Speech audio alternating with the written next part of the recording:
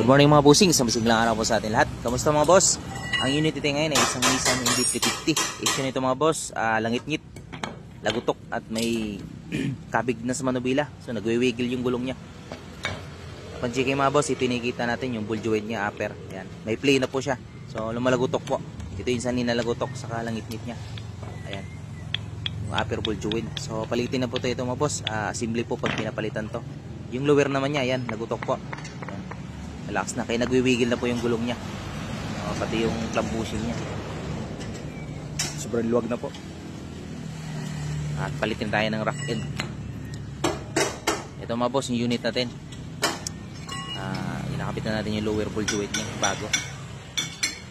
NB350 po ito mga boss. So kung may kailangan kayong ipacheck sa atin, pagawa, dalhin nyo lang dito sa shop.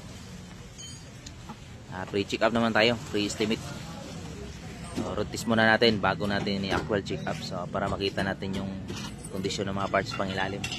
So ito mga boss yung papalit natin, assembly. Yan, para back to smooth ride ulit. And mga boss, thank you.